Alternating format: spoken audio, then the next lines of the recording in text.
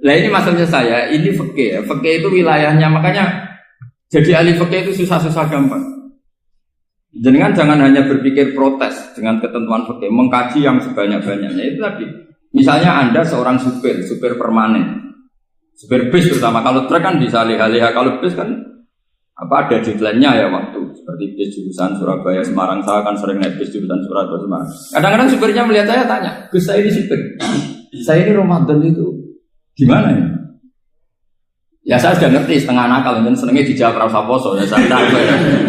Tapi masalahnya secara fikih kalau kamu mengharapkan kamu harus puasa terus, kamu melanggar konstitusi ilmu. Memang musafir punya diskon?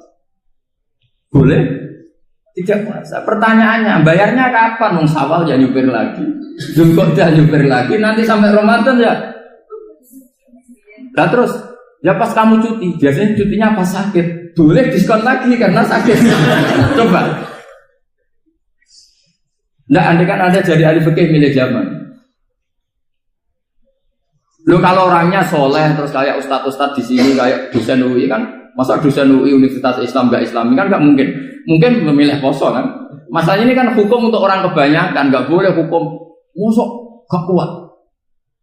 Sahur jam 3:30 ngombe vitamin pokoknya harus kuat. Itu udah hukum, itu saran. Hukum itu beda dengan saran. Hukum itu hanya berpijak musafir itu boleh store.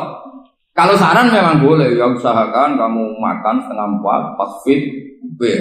Terus kalau nyumpir selesai jam 10, nanti istirahat. Memangnya majikan bisa ngatur jamnya? Itu fikih. Maka menjadi perdebatan, yang namanya pergi itu apa? Menurut Imam Syafi'i, pergi itu ya dari rumahnya ke tempat yang asing, yang tidak wilayahnya namanya pergi. Menurut Imam Ahmad bin Hanbal enggak? Pergi itu tidak kerja. Jadi orang yang supir yang seperti itu namanya tidak pergi, tapi kerja. Tanyakan ke publik, misalnya jenengan ke UI, istri kamu atau suami kamu ditanya, istri kamu kemana? Kira-kira jawabnya bilang pergi jalan-jalan apa bilang kerja? Kerja. Makanya kata Imam Ahmad bin Hanbal, mudi mustafar atau orang yang berprofesi, yang profesinya memang harus pergi, kayak traveling atau supir, maka itu namanya tidak pergi, namanya itu kerja. Karena apa? Sekali distatuskan pergi, maka ikut status yang dikatakan Allah dan Rasul dapat diskon, boleh tidak puasa. Maka terus kita debat tentang definisi. Nah, definisi ini penting karena yang menjadikan hukum rubah itu definisi. Misalnya gini, Mbak ini ngaji saya. Statusnya kalau pakai status saya ajnabi, orang lain Bapak ajnabiyah, maka hukumnya saya melihat Bapak ini haram karena statusnya ajnabi melihat ajnabiyah yang tidak mahram. Tapi kalau di fikih itu ada statusnya. Di antara lelaki boleh muwajahah sama perempuan adalah 1 untuk belajar, 2 untuk muamalah, 3 untuk kesaksian, 4 untuk pengobatan. Itu kan ada pengecualian. Sehingga statusnya sekarang Mbak itu belajar, apa ingin melihat Gus Bah atau Gus Bah itu mengajar atau ingin melihat Mbak? Itu statusnya bisa rubah. Ya. Makanya kalau sebetulnya kalau kita marung di warung misalnya Padang, kita nggak pilah-pilah, kebetulan pelayannya perempuan itu masih bisa dikilah secara fikih. Saya muamalah marung, cuma kebetulan penjaganya.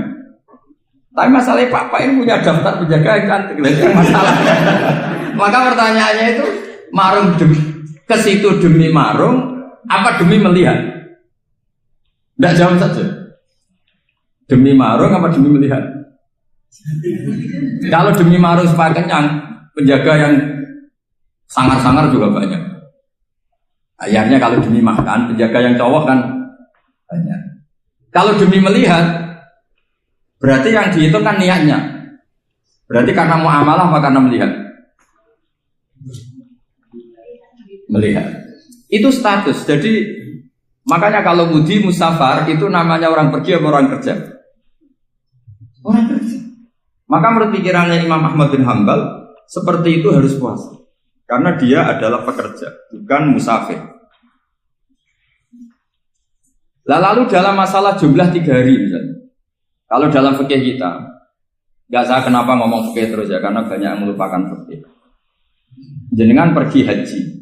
Zaman Nabi haji itu jamak dan qashar terus. Padahal hajinya Nabi itu, haji itu minimal kan berapa hari minimal itu? 9, 10, 11, 12. Sebenarnya haji itu minimal hanya 4 hari. Karena 13 Dzulhijjah bisa nafar apa? Awal. Kalau nafar awal berarti nggak ada kewajiban nafar sani. Berarti yang wajib betul kan 9, tanggal 9 wukuf di Arafah, terus 10 biasanya ifadah sama balang jumroh apa? Akobah, terus 11, 12 itu kan sudah boleh cabut karena apa? Nafar apa? Awal. Berarti nggak usah nafar apa? Sani. Berarti hanya berapa? 4. Tapi Nabi haji di Mekah Medina itu sampai 40 hari karena perjalanan. Pertanyaannya ketika Nabi menjamak dan mengqashar itu cara Imam Syafi'i lis safar. Karena Nabi orang Medina datang ke Mekah dengan jarak 460 kilo, maka Nabi boleh jamak dan qashar. Jadi pikiran Imam Syafi'i jamaknya Nabi itu lis safar karena pergi. Cara pikiran Imam Malik enggak, jawabnya Nabi itu lin nusuk. Nabi menjamak sholat itu karena melakukan ibadah haji. Efeknya adalah orang Mekah kalau haji itu cara Imam Malik meskipun jaraknya dekat boleh apa? Boleh apa? Qashar, boleh jamak qashar. Lalu terus ada pertanyaan fikih lagi. Lalu jamak qashar itu karena pergi apa karena masyaqqah? Karena repot. Coba kalau sampean kira-kira jawab. Misalnya kita orang kaya bawa uang 1 miliar naiknya Alphard, ada supirnya, ada ajudannya. Pergi di jarak 100 kilo. Masyaqqahnya kan tidak ada sama sekali, apalagi di tol kebetulan nggak macet. Kira-kira boleh jamak nggak? Boleh Gus karena pergi, tapi kan nggak ada repotnya sama sekali.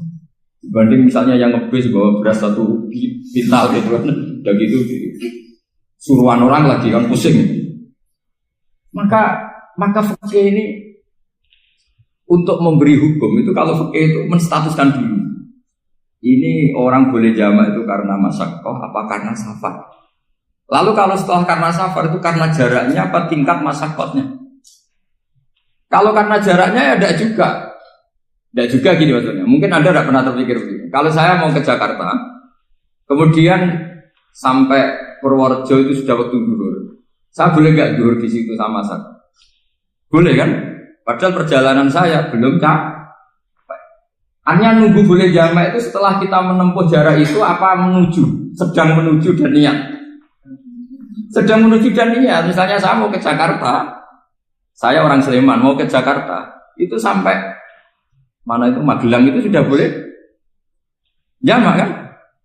Boleh nggak? Boleh karena saya mau ke. Nah pertanyaan secara fikih mungkin Anda tidak terlintas. Ternyata ditelepon sama istrinya nggak jadi pergi. Padahal sholatnya kadung di jamak zuhur dan asar. Apakah setelah di rumah sholat lagi? Tapi nggak pernah mikir gitu. Karena tidak nekuni fikih. Jadi orang fikih itu sudah pusing, makanya jangan diprotes terus. Kita ini sudah pusing, tapi orang tuh enak aja protes terus. Tidak perlu jenengan, nanti wajib sholat lagi enggak? Dia bolehnya jamak kan berdasar berstatus musafir. Ternyata setelah Magelang ditelepon istrinya enggak jadi. Dia kadung sholat zuhur dan asar. Setelah pulang masih jam 1. Terus ada asar, wah sholat. Kalau menurut Anda sholat lagi apa enggak? Jangan saran. Kalau saran, wah sebaiknya sholat lagi. Itu tidak hukum, itu saran itu namanya. Saran dengan hukum beda. Sholat lagi beda. Loh, ketika ada jaga itu berdasar malas atau berdasar hukum? Apa?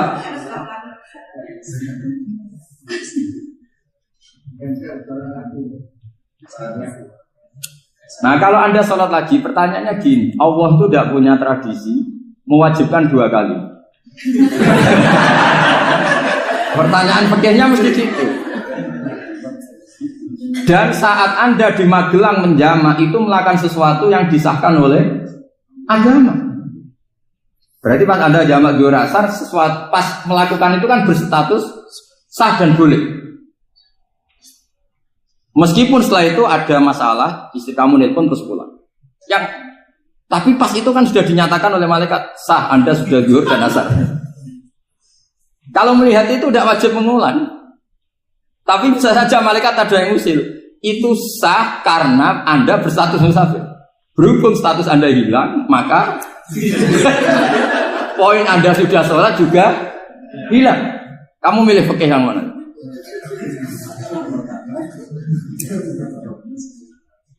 Jadi peneliti fikih itu beda dengan orang-orang yang mendengarin protes. Beda karena nekuni. Nekuni itu beda karena ada konsekuensinya. Makanya fikih itu sampai saya punya kitab fikih itu dikarang satu orang itu jumlahnya 20 jilid. Per jilid itu segini. Jadi satu meja ini dikarang satu orang. Itu mulai yang presisi, yang detail sampai yang khayal. Yang khayal juga ada. Yang khayal itu tadi beliau banyak menghayalkan diri. Suatu saat Anda datang ke Mekah itu hanya butuh waktu 20 menit.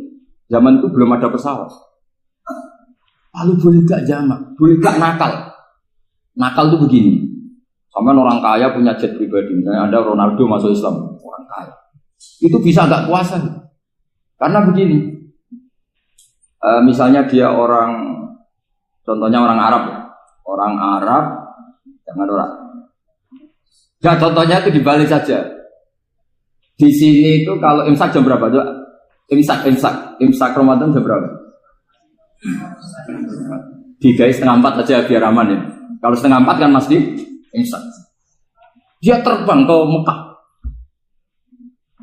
Jadi orang sini puasa jam 5 kan mulai puasa. Dia terbang ke Mekah kan masih malam. Makan terus dia. Mekah mau ada matahari terbang lagi ke barat. Karena dia menghindari berstatus puasa. Atau sebaliknya, dia orang Mekah jam 12 puasa. 12 siang puasa. Dia, wah kalau 6 jam lagi buka, bisa barangnya saya. Terbang ke Indonesia. Ke Indonesia terbang baru 1 jam, di sini sudah buka. Itu khayal. Jadi itu ada khayalnya. Itu lama dulu, sebelum ada pesawat sedang mengkhayal gitu. Bolehkah orang yang di Masyriq ke Maghrib demi itu?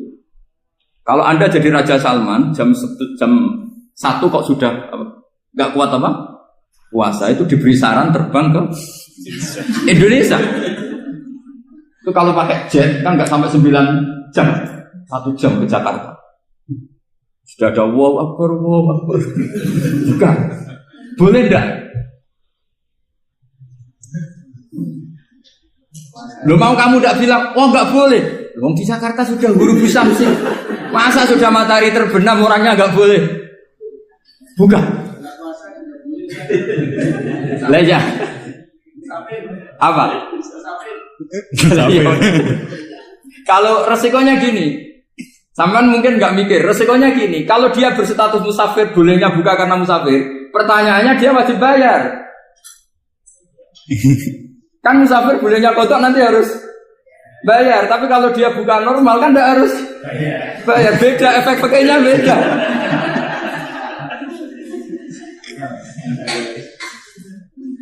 Sama jangan protes, Gus Baik gimana mau ngaji mana tidak senang. Ini kan ngajinya para dosen, para pegawai. Jadi harusnya itu jadi mufti, ngaji untuk jadi mufti. Bukan ngaji untuk mendengarkan. Jadi makanya saya mohon jangan sering protes sama ulama. Ulama sudah pusing. Karena efek-efek hukum itu tidak gampang.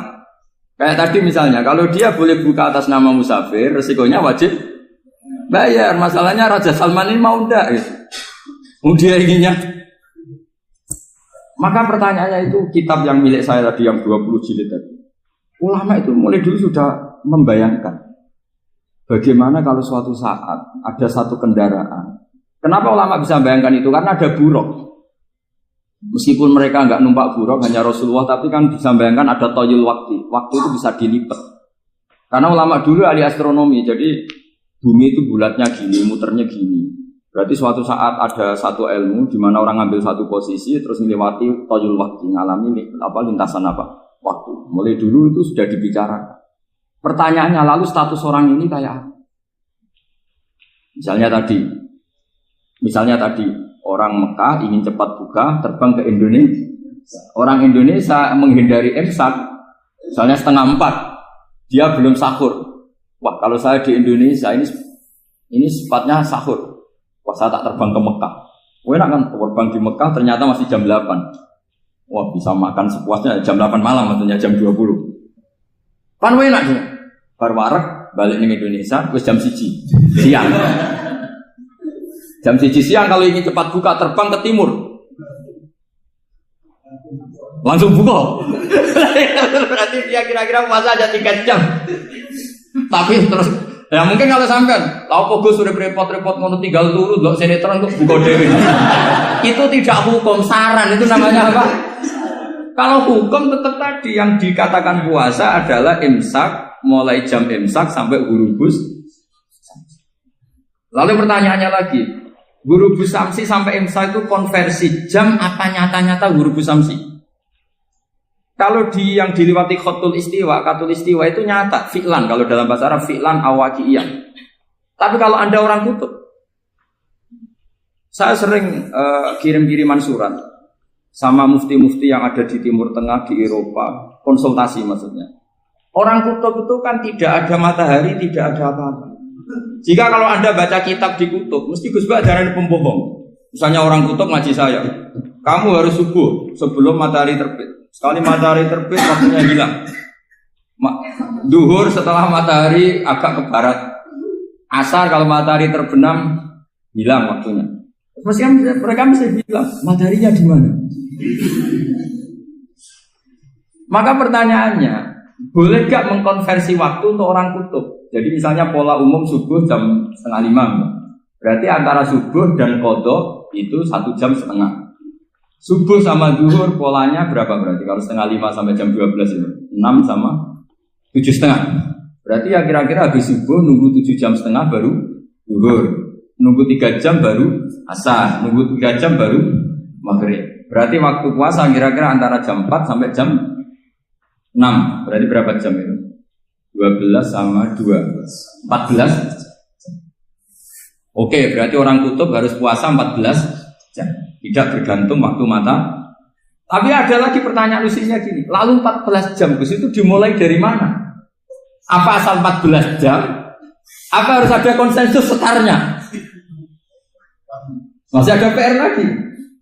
Menurut kamu gimana? Ada konsensus setarnya dimulai jam 4 dini hari. Apa asal jumlahnya? Imsak 14. Mikir lagi kan?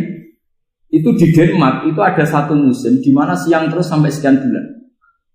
Siang terus sampai orang sana itu capek. Kenapa ada siang terus? Logikanya kan tadi bumi itu saya juga belajar falak, belajar astronomi.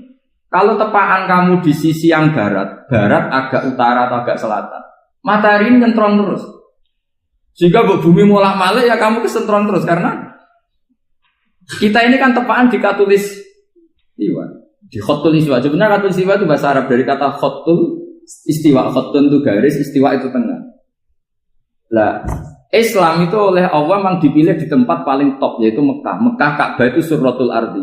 Jadi sebelum ditemukan ilmu astronomi itu Nabi sudah ngendikan Al-Ka'bah surratul ardi.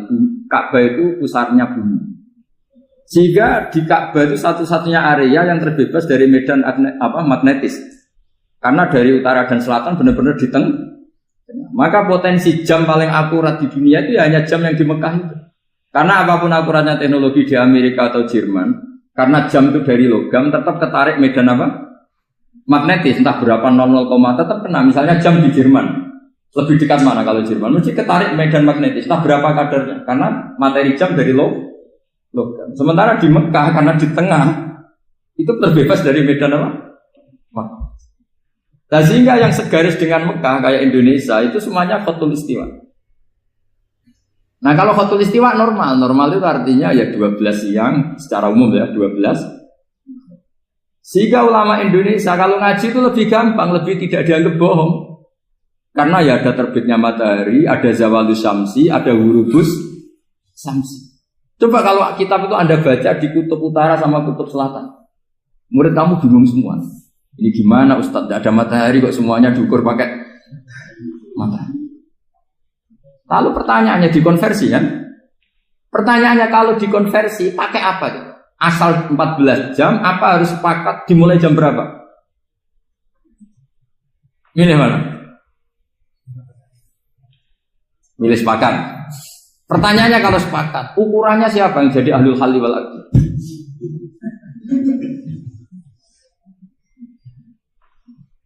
Jadi orang fikih itu sudah bingung, makanya saya mohon jangan sering diprotes. Saya pernah ketemu ulama, saya kan sering ikut komunitas di New York, itu andekan dibur, itu pas persis Ka'bah. Di buminya itu kalau dibur itu pas persis Ka'bah. Lalu pertanyaannya, ada kiblat tidak di sana? Ya bumi kan gini ya. Kalau dalam bahasa falak itu ada rubuk namanya. Rubuk itu bumi yang sewaktu itu hanya yang seperempat. Ya bumi yang sewaktu itu hanya seperempat. Jadi kita sekarang siang, berarti yang baru siang hanya seperempat bumi. Nanti yang malam ya hanya seperempat bumi. Ya, misalnya sekarang kita di sini siang, di Arab Saudi kan belum, ini masih 5:30. Ini sekarang di Arab Saudi baru. Lah itu ada daerah di mana dengan Ka'bah itu pas atas sama bawah. Harusnya kan bebas arah. Apa? Bebas arah. Lalu orang sana sholatnya itu menghadap kemana? Pernah ulama New York itu minta fatwa ke Rabitatul Alam Al-Islami. Lalu kita harus menghadap kemana? Makanya dalam dunia anekdot ulama itu ada anekdot Abu Nawas itu orang yang nggak pernah kalah debat. Dia itu terkenal nggak pernah kalah debat. Tapi dia ada ilmuwan. Dia punya tetangga ilmuwan, punya pengaruh besar. Semua orang ngaji ke ilmuwan itu. Mantelnya bukan main, karena dia ahli falak, ahli astronomi. Mau nandingi dia tidak bisa, gak nandingi itu reputasinya jatuh. Orang itu berteori kalau bumi itu bulat-bulat. Kalau kamu jalan ke sini, maka akan ke titik yang suatu saat si profesor ini kemalingan, terus minta tolong Abu Nawas rumah saya kemalingan. Terus lari kemana malingnya? Ke timur. Setelah ke timur, larinya ke timur. Abu Nawas lari ke barat. Terus ditanya, sudah tak bilangin malingnya lari ke timur, kok kamu lari ke barat? Nanti ketemu di titik yang sama. Sebenarnya itu profesornya mangkel. Oh kamu nyindir. Artinya Abu Nawas gak terima. Teori Anda itu gak bisa. Secara keilmuan benar, tapi secara faktual gak boleh. Berarti kalau ada orang ngejar istrinya lari ke timur, dia harus tetap ke barat. Nanti ketemu di titik yang sama. Jadi malingnya tuh lari ke timur, Abu Nawas ngejar ke barat. Ketika ditanya profesornya, sudah bilangin malingnya tuh lari ke timur, kenapa ada ke barat? Kata Anda nanti ketemu di titik sama, karena bumi bulat. Nah pertanyaannya gini, lalu kalau yang segaris itu ada arah enggak? Kayak New York tadi. Menurut kamu tetap berkiblat apa enggak usah? Loh kalau yang rubuk jelas.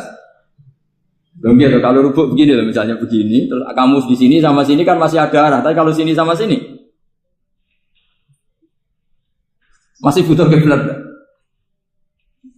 Lalu sama nggak usah protes, orang fikih sudah pusing, nggak usah diprotes, karena yang dipikir itu macam-macam.